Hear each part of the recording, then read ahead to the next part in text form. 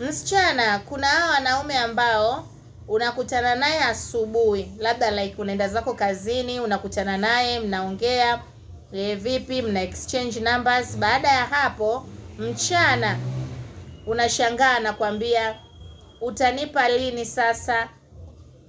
Muulize nikupe nini ulichoacha kwangu tafadhali. Usimuogope. Hizo ni dharau kama dharau zingine. Huyo ni mjinga kama mjinga mwingine. Mwanaume mwingine unakutana naye asubuhi vizuri, ikifika mchana au jioni anakuuliza, "Vipi? Lini utakuwa na ofu sasa tuonane? Lini utakuwa na ofu sasa tuweze kuonana?" Imagine. Yaani tumekutana tu leo, jioni unaniuliza lini nitakuwa na hofu tukutane. Ofu tukutane. Yaani utaki hata kujua naitwa nani, utaki hata kujua naishi wapi, utaki hata kujua najishughulisha na nini, utaki hata kujua napendelea vitu gani, utaki kujua nothing. Wewe unawaza tu lini tukutane ili kusudi upate unachokitaka. Msichana, mwanaume kama huyu block mara moja. Hawa unawablock hata uende nao mbali.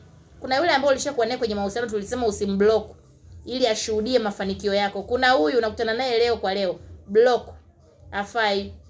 Huyo ni mwanga kama wanga wengine. Mwanaume ambaye anakupenda kweli na anakuhitaji kweli msichana, huwa anajua kabisa mtoto wa kike kama hivyo amekutana labda na wewe, unaenda zako labda kazini, au hata tu amekutana na wewe unatoka zako labda sokoni, wherever.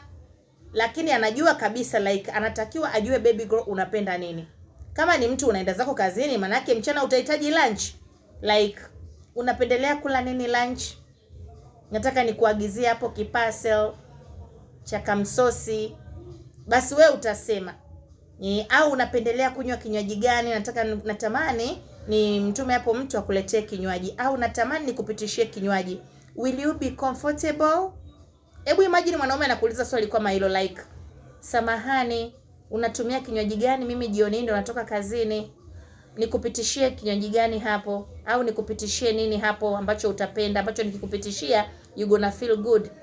Na yule mwanaume anayeshtuka tu anakuambia hivi, "Lini utakuwa na hofu tukutane?" Hivi yupi ana sound better? Kwa hiyo msichana, be very very smart. Yaani kuna wanaume anakuongelesha like he is talking with a prostitute.